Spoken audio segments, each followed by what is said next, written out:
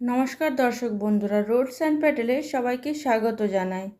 আজকে যে রেসিপিটা আপনাদের কাছে নিয়ে এসেছি সেটা চানা মশলা। তাহলে শুরু করা যাক আমি কিভাবে চানা মশলা তৈরি করি। ফার্স্টে আমি একটা মিক্সি বাটিতে পেঁয়াজকে 4 ভাগ করে নিয়েছি। এরপর টমেটোকেও 4 ভাগ করে আদা রসুন কাঁচা লঙ্কা দিয়ে ভালো করে এই মশলাটা পেস্ট তৈরি করে নেব। আর ওপর থেকে 6-7টা গোটা গোলমরিচ দিয়ে দিয়েছি। এরপর ভালো করে এই পেস্টটা তৈরি করে নেব মিহি করে। দেখো বন্ধুরা, আমার পেস্টটা খুব ভালো করে মিহি করে তৈরি করা হয়ে গেছে। এরপর গ্যাসে একটা প্রেসার কুকার চাপিয়ে তার মধ্যে 2 চামচ আমি তেল অ্যাড করেছি। একটা শুকনো লঙ্কা, একটা তেজপাতা আর দারচিনি টুকরো করে দিয়ে দিয়েছি তেলের মধ্যে। আর 1 চামচ গোটা জিরে অ্যাড করে দেব। মশলাটা ভালো করে ভাজা হয়ে গেলে যে পেস্টটা আমরা তৈরি করে রেখেছিলাম টমেটো রসুন পেঁয়াজ, সেটা ভালো করে দিয়ে এই তেলটার সাথে কম আঁচে নাড়াচাড়া করতে থাকবো যতক্ষণ পর্যন্ত আমাদের তেল না বেরিয়ে আসে। দেখো বন্ধুরা, আমার নাড়াচাড়া হয়ে গেছে, তেল ঝরে এসেছে। এরপর কালা চানা আমরা দিয়ে দেব বা ছোলা।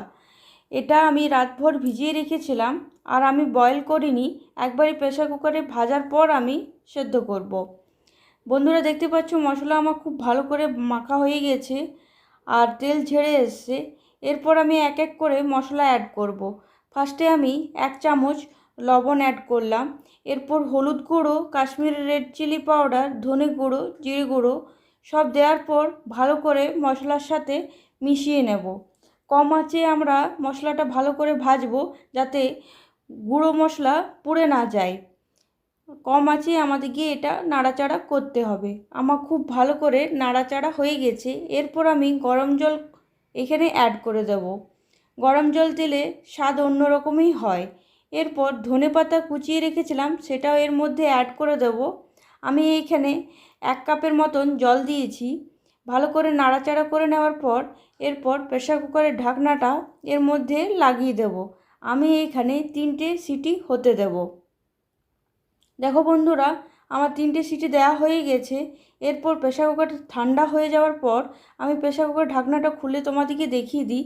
দেখতেই পাচ্ছ কি সুন্দর একটা তেল ঝরে এসছে আর খুব সুন্দর একটা কালারও এসছে। এরপর আবার একটু নাড়াচাড়া করে নেব। এখন আমি গ্যাসের আঁচটা মিডিয়ামে রেখেছি। ভালো করে নাড়াচাড়া করে নেওয়ার পর তোমাদের সকলকে একবার দেখিয়ে দিই আমার চানাটা 3টে সিটিতে কতটা সেদ্ধ হয়েছে। দেখছো বন্ধুরা, চানাটা আর একটু সেদ্ধ হবে, তাই আবার গরম জল দিয়ে দেব।